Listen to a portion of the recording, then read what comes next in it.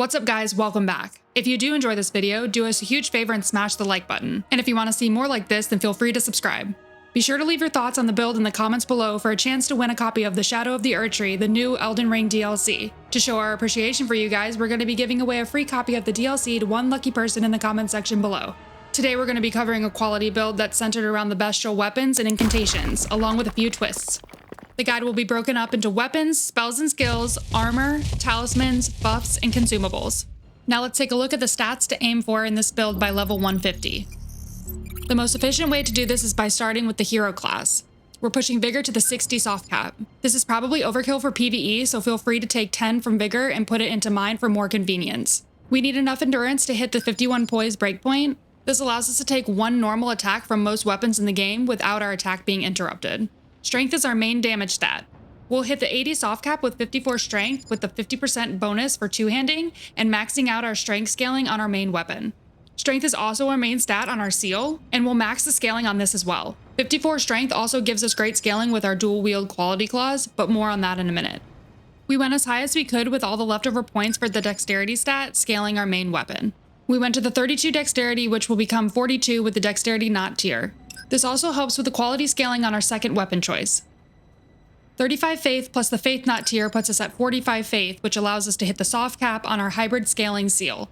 We only need 12 arcane to use Bloodflame Blade, which I'll explain further when we get to spells. Since this is a quality build, it is completely compatible with my husband Titus Actual's One Shot Barbarian build, which is a build focused on one-shotting everything in Elden Ring with the Golem Great Bow. Since both builds focus on strength and dexterity, feel free to mix and match them as you'd like. I'll link his video in the description and pinned comment below. I want to take a minute to thank this video's sponsor. If you're looking for a game with awesome champions, challenging PvE bosses, and tactical PvP content, this game is a must-play for you. Now is the time to join the raid community as they celebrate the arrival of spring in Teleria with a special Spring Hunt minigame. You can participate in the action on PC or mobile by going to springhunt.plarium.com and entering your player ID anytime from April 15th to May 30th. For the first time ever, they're giving away real-life prizes like gaming consoles and Amazon gift cards in addition to in-game loot. Raid is also launching Community Weeks, a new loyalty program dedicated to both existing and new players. Everyone will have a chance to get legendary champion Chronicler Adeline. Simply log in for 7 days between April 11th and July 8th to be able to add her to your team. Continue logging in for 14 days to receive even more rewards during week 2. New players will receive an epic boss killer Tyrell and Rector Drath upon reaching level 25. Just use my link in the description or scan the QR code right here. Be sure to use promo code SPRINGHUNT24 to receive 10 XP brew, 100 energy, and 100,000 silver. Once you're in and crushing enemies, come and find me under the name Emberborn. Join my clan Emberborn Legion so we can destroy enemies and become legends together. Heading into weapons, I'll cover the locations of the weapons used, then deep dive into some gameplay examples and the detailed mechanics at play. The BeastClaw Greathammer is a reward for turning in your 7th death root to Gronk. The skill on this weapon is the Regal BeastClaw, which manifests a BeastClaw in the ground in front of you. The brass shield has incredibly high guard boost for a medium shield, and can be farmed extremely early from the soldiers at gatefront. You can clearly differentiate them in the pack as they are clearly holding the brass shield. The Clawmark seal scales incredibly well with the Strength Faith hybrid build, reaching a soft cap for each at just 45. You can get this seal by turning in your first death root to Gronk. It also boosts Bestial Incantations by 10%. Killing the Lesser Bloodhound Knight in the Dark Room in Volcano Manor will get you the Bloodhound Claws. Two-handing this will dual wield the claws, and they will have an innate blood loss buildup of 60 that we can further increase. If you carefully jump down the exterior structures behind the Bestial Sanctum, you can pick up the Cinquedea.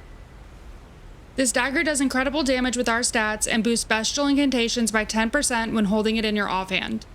The BeastClaw Greathammer can actually hit twice, once with the hammer and once with the Beast Claws that the hammer manifests. The Beast Claws do substantially more damage though.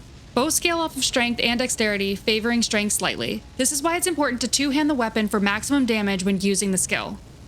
The Bloodhound Claws with the quality affinity have over 400 AR, and still provide 60 innate bleed with no investment to Arcane. Paired with the extra 40 bleed from Bloodflame Blade, we get S tier bleed on an extremely fast and extremely high DPS claw weapon that fits the nature of the beast build incredibly well. You can absolutely melt bosses like the Fire Giant within seconds with no arcane investment at all. It's actually pretty broken to have access to all of this on a quality build. The Cinquedea does incredible damage with this build, so you can actually dual wield them for yet another playstyle if you get two. But we used it to boost our Bestial Incantations by 10%, just holding it in our offhand when casting. A really cool part of this build is how incredibly tanky it is when exploring though. The Brass Shield is a medium weight shield that actually outperforms several great shields in terms of shield stability. That is, the stamina you lose when you're blocking. So combining that with guard counters with the BeastClaw Greathammer opens up a really tanky playstyle that deals a ton of damage, and opens enemies up to criticals non-stop with how much poise damage a guard counter does with a Greathammer. Spells and skills are fairly straightforward with this build, as we will be using all the bestial spells with one extra twist. The bestial spells are all rewarded at the Bestial Sanctum from Gurranq for bringing him Deathroot. You can boost these incantations by 20% when casting with the Clawmark Seal and offhanding a Cinquedea. The first incantation is Bestial Sling. You will get this after turning in your second Deathroot. It's a great quick spell to follow up your Regal Beastclaw with. The damage is on the lower end. This is more of a utility spell than a true damage spell. The second incantation is Bestial Vitality, which you'll receive after turning in your third Deathroot. This is a convenient healing incantation that heals 5 HP per second for 120 seconds, for a total of 600 HP. Remember, after turning in your fourth Deathroot, Gurranq will turn hostile. You can easily alleviate this issue with a part of this build we will be covering later, the Freezing Pot. Since 2 Freezing Pots will proc a freeze, that percent-based life loss will be enough to end the hostile encounter. The next incantation we get is BeastClaw, which creates an arc of claws that pass through the ground in front of you. You will receive this after turning in your 5th Deathroot. After turning in your 6th Deathroot, you will get what I consider to be the strongest bestial incantation, the Stone of Gurranq. This incantation not only does great damage, it can be chain cast very quickly. It also has incredible poise damage, so it will stagger almost everything in the game. It's great for exploring and has surprisingly long range, allowing you to snipe enemies from far away, killing dangerous enemies from a distance. The last bestial incantation you will need is Gurranq's BeastClaw. You get this after turning in your 8th Deathroot. The skill is similar to BeastClaw, the key difference being that instead of throwing claws in front of you in a small arc, it will launch claws in every direction around you. So this is a great choice when you find yourself surrounded. The last incantation is Bloodflame Blade. As mentioned earlier, it is used on the Bloodhound Claws to increase the bloodlust buildup without the need for arcane investment. Pick this up off the Teardrop Scarab just west of the Rose Church. As for armor, I was looking for pieces that allow us to hit 51 poise while still looking beastly. For this build, I chose the Knights Cavalry Greaves because they give us 15 poise. The Knights Cavalry Gauntlets offer an extra 5 poise. Continuing with the theme, I went with the Knights Cavalry Armor, giving us 25 more poise. The Black Knife Hood paired well with the rest of this set and gives us the additional 6 poise we need to reach the 51 breakpoint. The locations for the armor pieces are pretty straightforward. The Knights Cavalry set can be found in Consecrated Snowfield. You'll just need to defeat the duo Knights Cavalry that are escorting the carriage. They will reward you with the full Knights Cavalry set. The Black Knife Hood can be found in Consecrated Snowfield as well. This is just ground loot sitting on a corpse under an archway behind the town of Ordina. Talismans are a great way to scale your damage just like buffs, but unlike buffs, these are active all the time, which is extremely convenient. The Ritual Sword Talisman is always a great option as it raises all damage by 10% when you're at full health. This is in a chest in the Lux Ruins after defeating Demi-Human Queen Gillica. Just loot this from the chest behind her after defeating her. The Shard of Alexander is a must-have for any build using weapon skills. It boosts the damage of skills by 15%. To get it, just finish Alexander's questline to the end. Then just accept his offer to duel in Crumbling Farum Azula, and he will gift you the talisman upon defeat. Flock's Canvas Talisman raises the damage of all incantations by 8%. You can get this early by progressing Millicent's questline up to Windmill Village, killing her there, and then going back to Gowry's shack to find him crying and killing him. Otherwise, you have to do Millicent's complete questline. The Erdtree's Favorite +2 raises HP by 4%, stamina by 10%, and equip load by 8%. This is just ground loot in the Ashen Capital. Just be aware that you'll have to sneak past the ulcerated tree spirits to get to it by hugging the left wall. The last talisman that I recommend is the Dragoncrest Great Shield Talisman. This reduces physical damage taken by 20%, so it gives you an effective 25% more HP. This is just in a chest in the building that's above the elevator that takes you down to Melania. There are a couple of talisman setup variations for those of you wanting to min-max situationally. For general exploration with the BeastClaw Greathammer, I recommend Shard of Alexander for the skill damage boost, the Curved Sword Talisman for the damage on guard counters with your Brass Shield, Dragoncrest Great Shield for an effective 25% more HP, and then depending on how much you're using your skill, either Assassin Cerulean Dagger to restore 15 FP when you crit, or Assassin's Crimson Dagger for a 275 HP heal every time you crit. You will be critting a lot with guard counters, so it will save you from really ever needing flasks while exploring. For maximizing DPS with the Bloodhound Claws, I recommend this setup. Use Millicent's Prosthesis to further weapon damage scaling with 5 more dexterity and a high boost in DPS with up to 11% more damage with successive attacks. The Rotten Wing Sword Insignia for up to 13% more damage with successive attacks.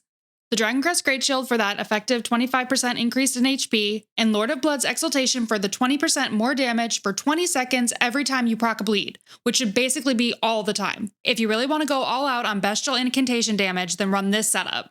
Ritual Sword Talisman will give you 10% damage boost while at full health. Flock's Canvas Talisman gives 8% more damage to incantations, and the Faithful's Canvas Talisman gives 4% more. Strip off that armor and send it with low weight to take advantage of the Blue Dancer Charm with almost a 15% bonus to your damage, with just your Seal and Cinquedea equipped. If you want to maximize your BeastClaw Greathammer damage, run this setup. Ritual Sword Talisman for the 10% damage boost while on full HP. Shard of Alexander for the 15% increase to your skill damage. Radagon Sword Seal to get even more damage from scaling with your weapon by boosting strength and dexterity by 5 each. And Blue Dancer Charm for around 11% more damage. Buffs are extremely useful and a great way to boost your damage. The first one I'd recommend is the Commander Standard. This weapon has the Rallying Standard skill on it, which raises your damage by 20%. It is located in Caelid and is dropped by Commander O'Neill in the Aeonia Swamp. Another buff I'd recommend is Blood Boil Aromatic, which increases all physical damage by 30%. You can craft this item once you've picked up the Perfumer's Cookbook too. This can be found in the Shaded Castle, which is in the northwest area of Altus Plateau. For your first tier slot, you'll always want to have the Faith Not Crystal tier. This raises your Faith stat by 10 for 3 minutes. You can find this on the north coast of Weeping Peninsula. It's just ground loot guarded by 3 Miranda Sprouts. Utilizing this tier will help damage-wise with our Faith scaling. Now your second tier slot is going to be the Dexterity Not Crystal tier. This raises your Dexterity stat by 10 for 3 minutes. This can be found on a small island just northwest of Scenic Isle in Liurnia. There are a few enemies, but you can easily avoid them and just grab the item off the ground. An additional optional tier is the Opaline Bubble tier. This will raise all damage negation by 90% for 3 minutes or until you take a hit. It will allow you to absorb 1 large hit, giving you time to get your attack off. This is dropped by the Erdtree avatar in Weeping Peninsula. For consumables, there's really only one worth talking about for this build. Freezing Pots will cause 380 frost buildup, and the Frostbite debuff will increase all damage by 20%.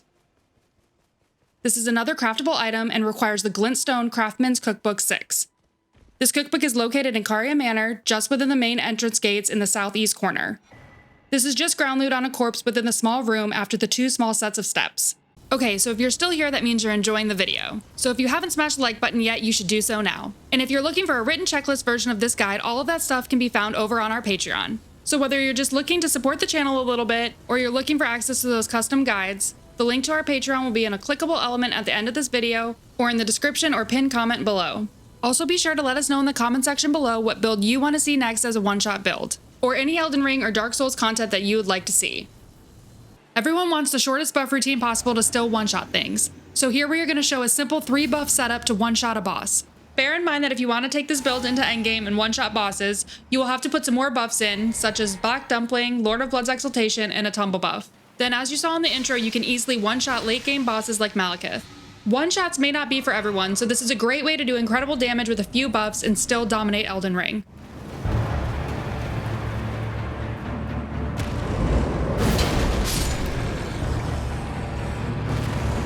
As you can see, you will still deal crazy range damage even without getting close enough to get that double hit with the weapon and skill together. Those of you that are new, just run this simple buff routine and throw in some Mimic Tear Ashes and you will tear through everything in your path on beast mode. I want to take a second to thank everybody that supports the channel and give a big shout out to our patrons. Don't forget to leave your thoughts in the comments for a chance to win a free copy of the DLC. Thanks for watching. Stay dangerous.